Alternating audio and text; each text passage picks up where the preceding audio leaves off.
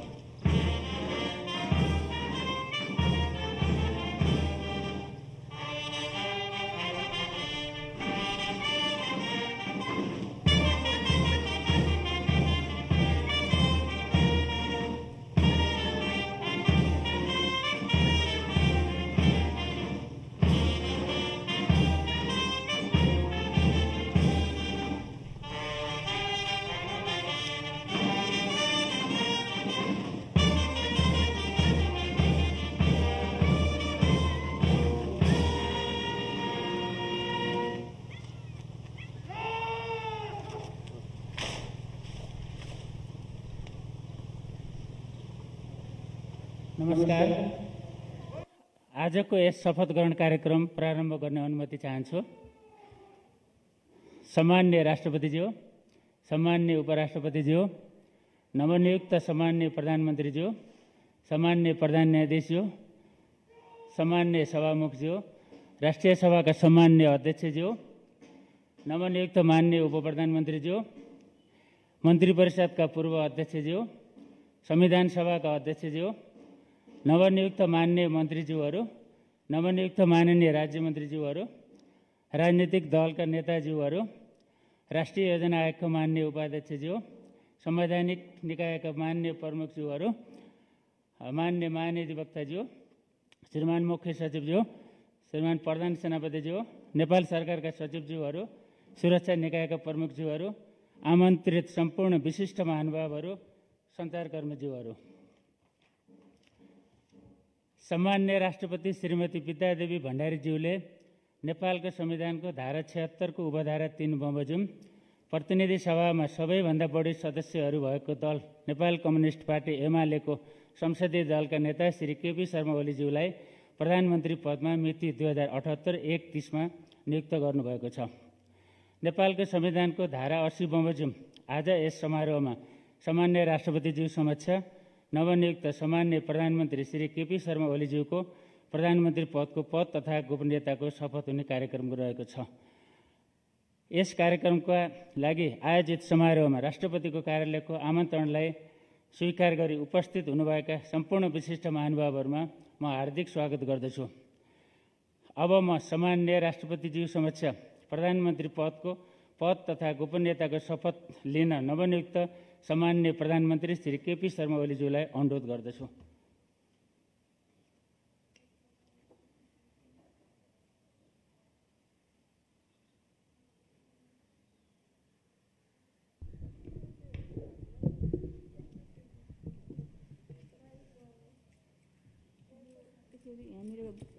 देख्ने गरी मिलाएको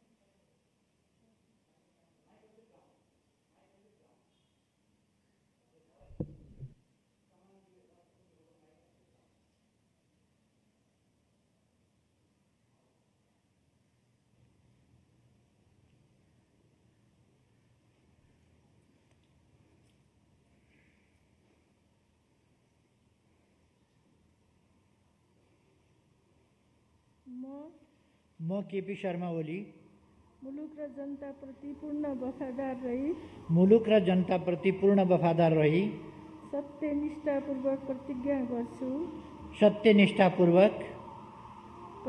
गर्छु त्यो पर्दैन ईश्वर देश र जनताको नाममा शपथ लिन्छु कि देश र जनताको नाममा शपथ लिन्छु कि नेपालको राजकीय सत्ता र सार्वभौम सत्ता नेपालको राजकीय सत्ता र सार्वभौम सत्ता नेपाली जनतामा निहित रहेको नेपालको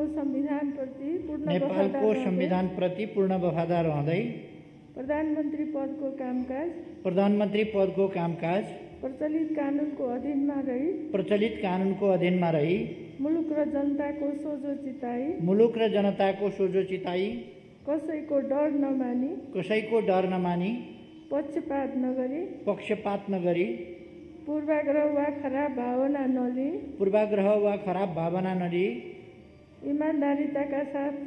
इमानदारीताका साथ गर्नेछु र आफ्नो कर्तव्य पालनाको सिलसिलामा आफूलाई जानकारीमा आएको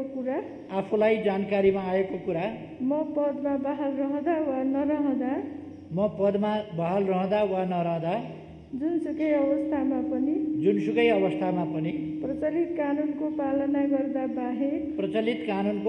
गर्दा बाहेक अरू अवस्थामा कुनै किसिमबाट पनि प्रकट वा सङ्केत गर्ने छैन। अब म सम्माननीय प्रधानमन्त्रीज्यूलाई आफ्नो आसनमा रही शपथ पत्रमा हस्ताक्षर हुनका लागि अनुरोध गर्दछु।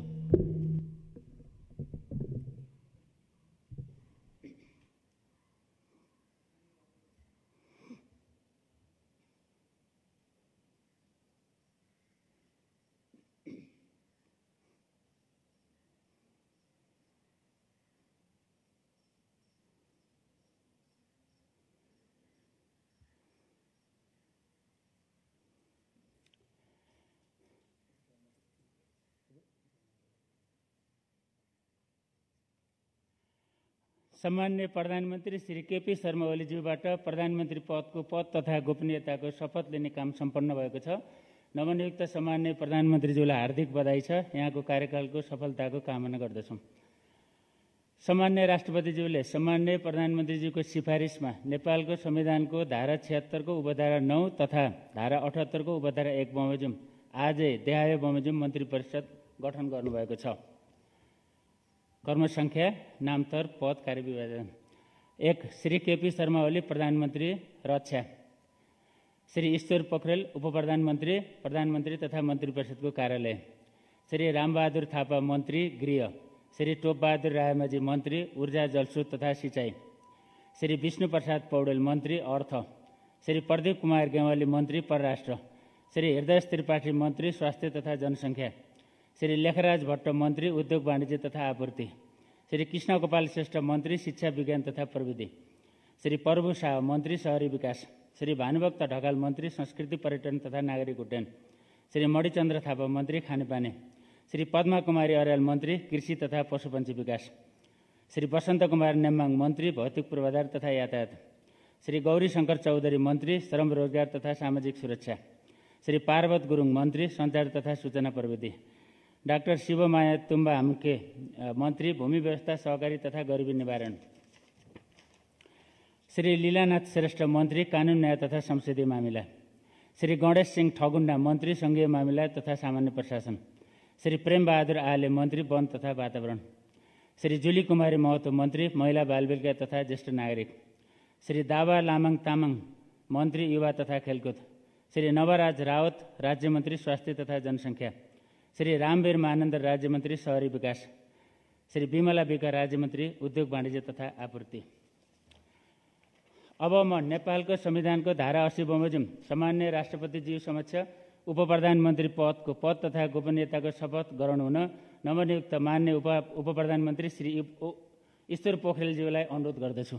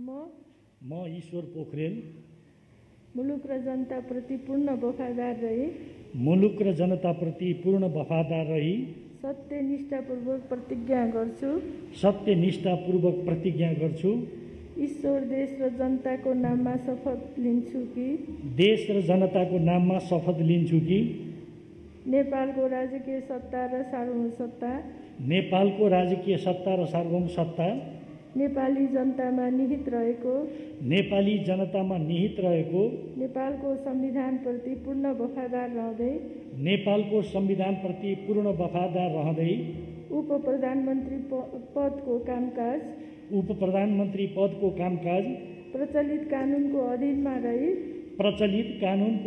रही मुलुक र जनताको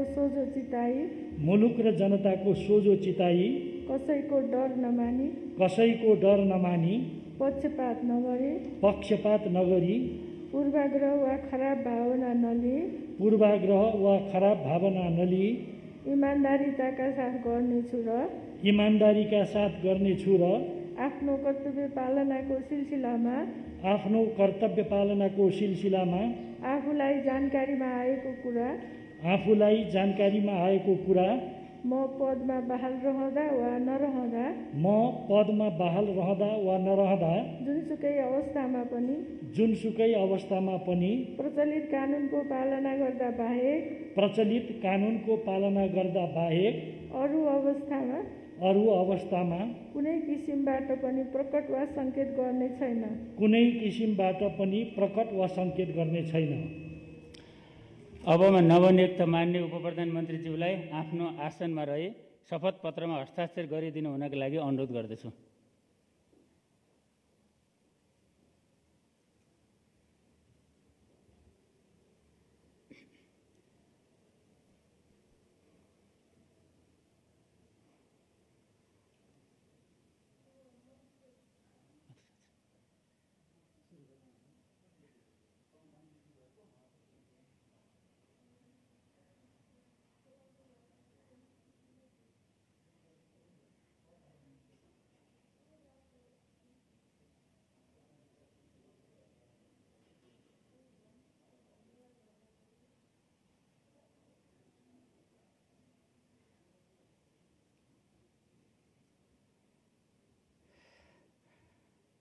नवनियुक्त मान्य उप प्रधानमन्त्रीज्यूलाई हार्दिक बधाई छ। यहाँको कार्यकालको सफलताको कामना गर्दछौँ।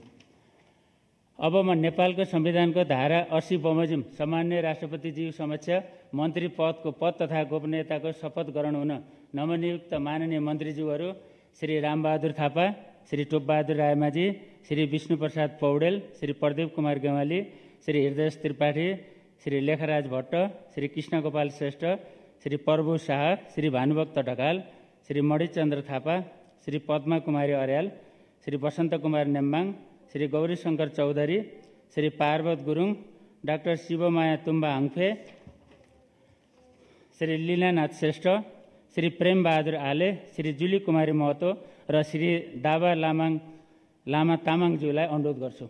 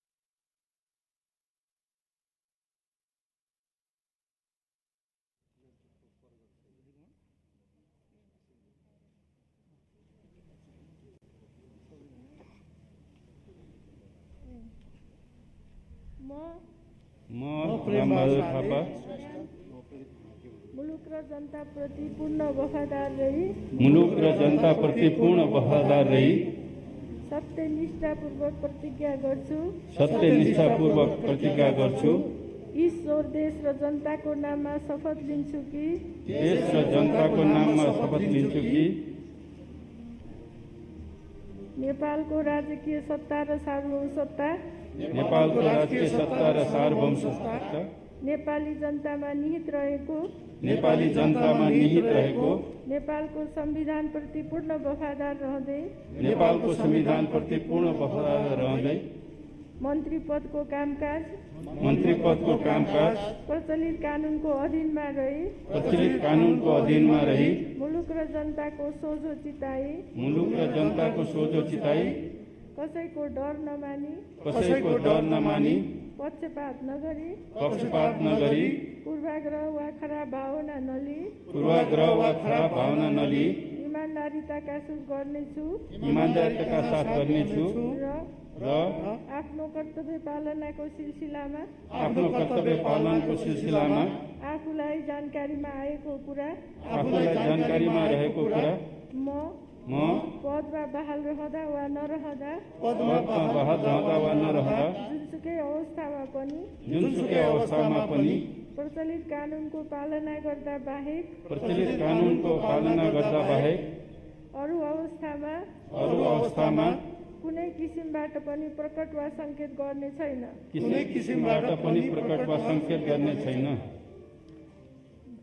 अब म नवनियुक्त माननीय मन्त्रीज्यूहरूलाई आफ्नो आसनमा रही शपथ पत्रमा हस्ताक्षर गरिदिनु हुनका लागि अनुरोध गर्दछु।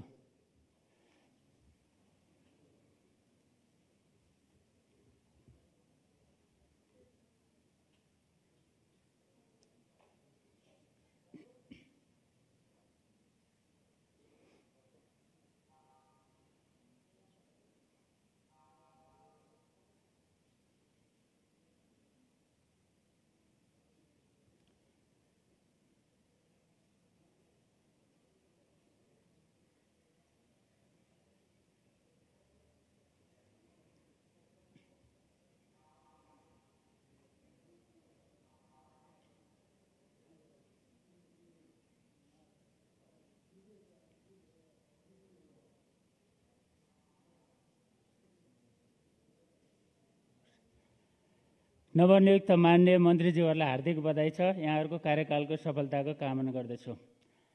यसै गरी आजको यस समारोहमा अब म नेपालको संविधानको धारा 80 बमोजिम सम्माननीय राष्ट्रपतिज्यूको समुपस्थितिमा सम्माननीय प्रधानमन्त्रीज्यू समक्ष राज्य मन्त्री पद तथा गोपनीयताको शपथ ग्रहण हुन नवनियुक्त माननीय राज्यमन्त्रीज्यूहरू श्री नवराज रावत, श्री रामवीर मानन्दर र श्री विमला विगज्यूलाई अनुरोध गर्दछु।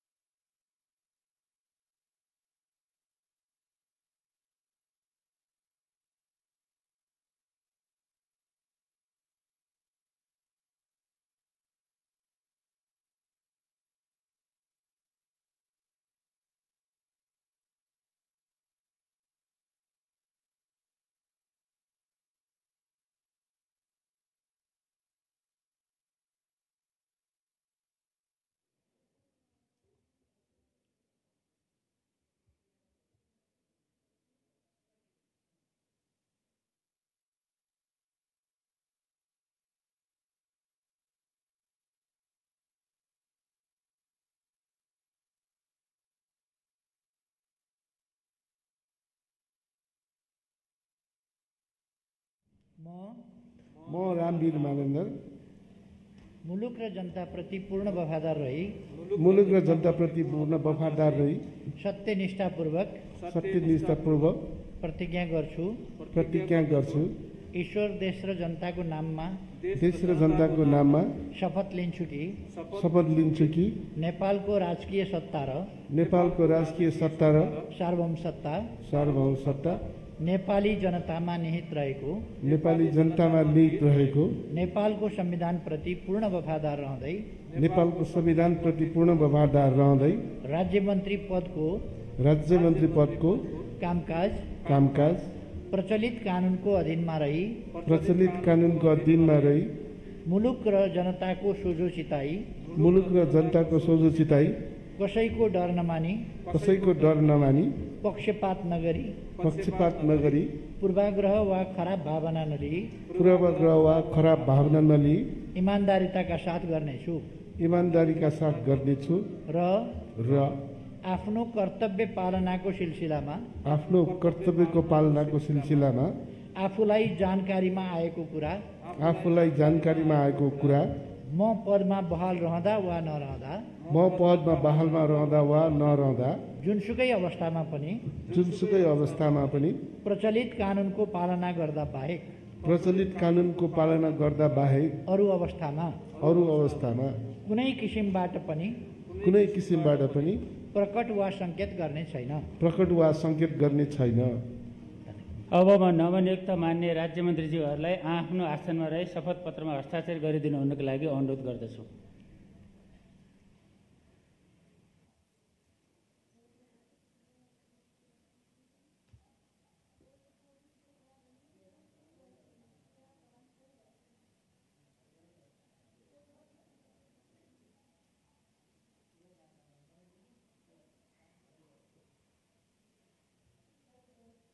नवनियुक्त मान्य राज्य मन्त्रीज्यूहरूलाई हार्दिक बधाई छ। यहाँहरूको कार्यकालको सफलताको कामना गर्दछु। यस सँगसँगै आजको यो शपथ ग्रहण कार्यक्रम यहीँ सम्पन्न भएको बेहोरा निवेदन गर्दछु। कोभिड-19 को महामारीको कारणले गर्दा शपथ ग्रहण कार्यक्रम छोटो बनाइएको र जलपान कार्यक्रम समेत नराखिएको भएर सादर निवेदन गर्दछु। धन्यवाद। नमस्कार।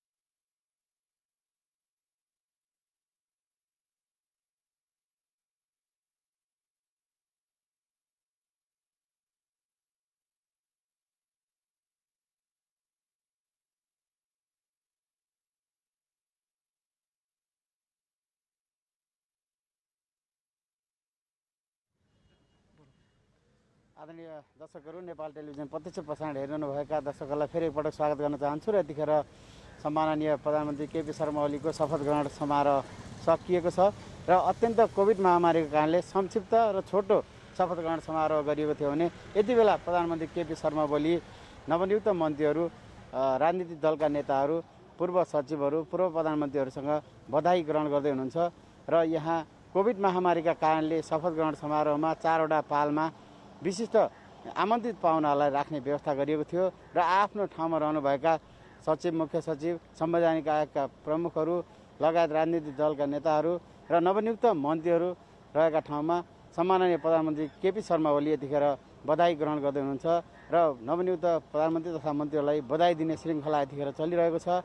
र तपाईँहरूलाई जानकारी गरौँ, 27 गते विश्वासको मत प्राप्त गर्न नसकेपछि पदमुक्त हुनुभएका सम्माननीय प्रधानमन्त्री केपी शर्मा ओली पुनः संविधानको धारा 76(3) अनुसार प्रतिनिधि सभामा बहुमत सदस्य धेरै सदस्य रहेको दलको संसदीय दलको नेताको रूपमा सम्माननीय राष्ट्रपति विद्यादेवी भण्डारीले वैशाख 30 गते प्रधानमन्त्री नियुक्त गर्नुभएको थियो र उहाँको शपथ ग्रहण अहिले भएको छ।